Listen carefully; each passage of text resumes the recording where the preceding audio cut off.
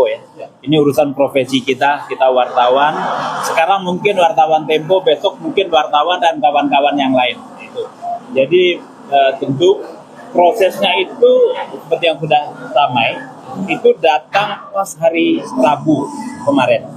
Rabu itu dikirim oleh seseorang yang tidak kita kenal, terus dititipkan. Biasa tuh. Jadi kalau di gedung Tempo itu kalau ada barang, paket, makanan termasuk itu dititip di security, nanti diambil oleh, nah itu ditaruh. Nah di situ tertulis untuk Francisca. Oke. Terus hari itu nggak datang. Francisca datangnya baru keesokan harinya, hari Kamis, dibawalah paket itu sore-sore rasanya naik ke atas, dibuka. Dari penjelasan Ya biasa, ada orang pakai motor bawa paket antar, menyebut ini untuk Francisca, hanya itu. Pakai helm, pakai ya atribut dia sebagai jasa atribut pengirim gitu. Itu belum begitu detail ya. Enggak ditanya ya Mas, kan paketnya cukup besar ya. Ya. Mungkin ditanya itu siapa pengirimnya. Enggak, itu hanya dicatat untuk siapa? Itu hanya dicatat untuk siapa? Dan kemudian kita sudah punya CCTV motornya itu sudah kita serahkan ke polisi. Rasanya sudah cukup jadi petunjuk gitu. Biarlah nanti itu menjadi alat petunjuk buat menelusuri sampai detail dan menemukan pelakunya. Lagi-lagi, ya ini perlu kita tekankan. Ini bukan peristiwa tunggal. Ini adalah tindakan atau teror yang kesekian kali, mungkin sudah berkali-kali. Yang kita laporkan ke polisi itu 2 kali.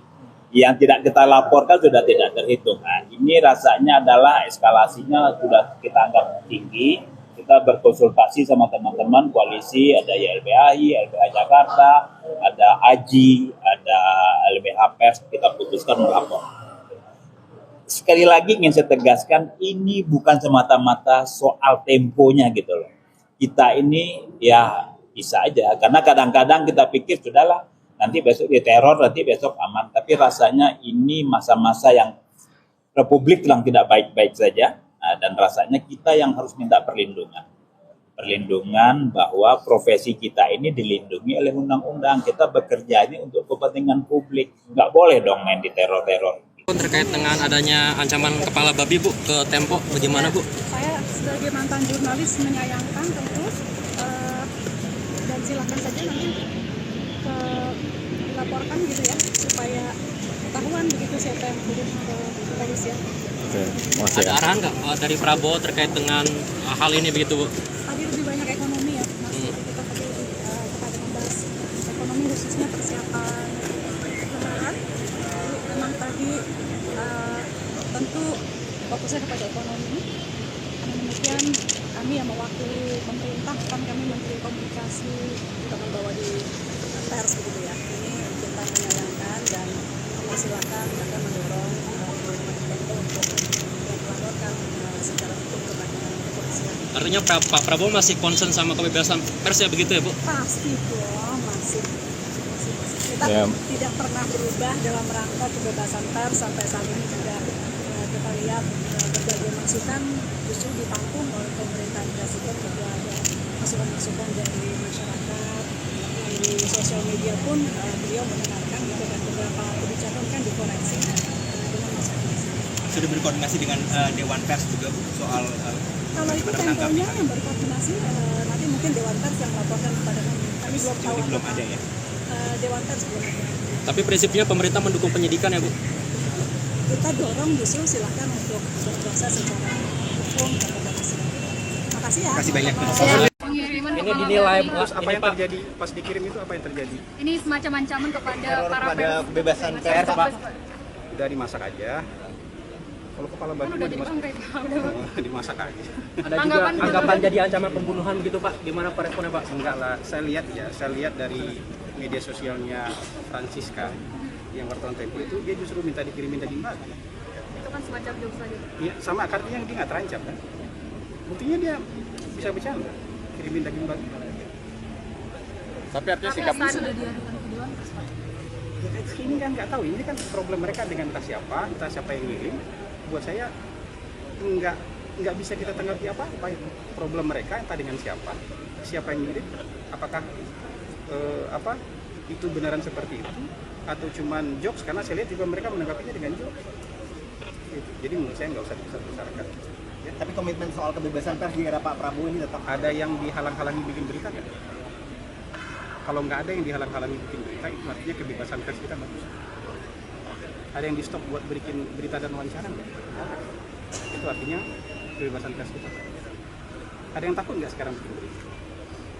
Ada yang dihalang-halangi nggak untuk liputan di istana? Kan nggak ada. Itu artinya nggak ada kebebasan pers yang dikekang. Kayak misalnya Tempo masih boleh menulis berita? Boleh kan? Masih boleh siaran bocor halus kan? Tetap boleh kan? Itu artinya pemerintah nggak ikut campur sama sekali, nggak ganggu sama sekali. Pemerintah itu hanya berusaha meluruskan kalau medianya salah paham, kita luruskan. Kalau salah nulis statement, kita luruskan. Sisanya kan nggak ada tindakan apa-apa tadi. Kalaupun ada yang merasa dirugikan, lapor ke Dewan Pers. Kan undang-undangnya sudah jelas. Jadi saya Melalui siaran pers ini ada beberapa poin penting yang ingin saya sampaikan. Dewan Pers mengutuk keras segala bentuk teror terhadap jurnalis. Hal ini sehubungan dengan pengiriman kepala babi yang dibungkus kotak kardus ke kantor Tempo dan ditujukan kepada jurnalis Tempo Francisca Christy Rosana kemarin, Kamis tanggal 20 Maret tahun 2025. Terkait peristiwa tersebut, Dewan Pers menyatakan sebagai berikut. Yang pertama, tindakan tersebut merupakan bentuk nyata teror dan ancaman terhadap independensi serta kemerdekaan pers. Padahal, kemerdekaan pers adalah salah satu wujud kedaulatan rakyat sebagaimana disebut di dalam pasal 2 Undang-Undang 40 tahun 99 tentang pers dan dijamin sebagai hak asasi warga negara disebut di dalam pasal 4 Undang-Undang Pers.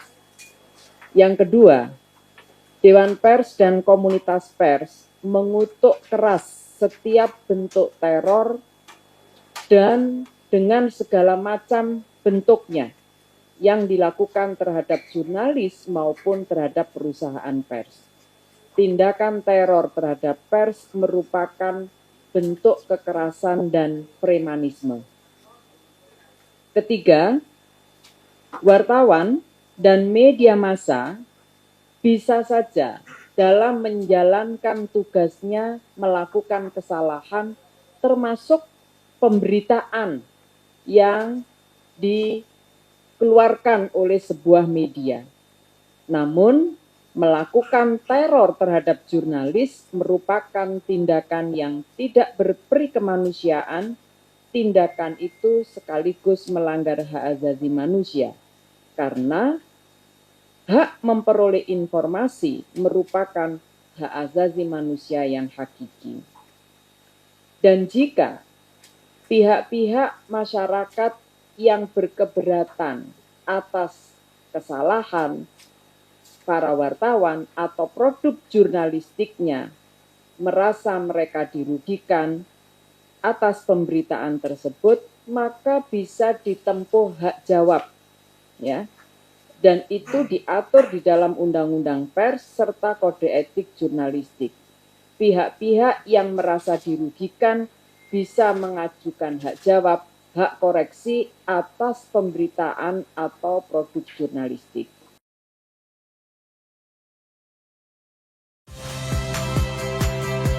Saya Priska Clarissa. Saksikan program-program Kompas TV melalui siaran digital, pay TV, dan media streaming lainnya. Kompas TV, independen, terpercaya.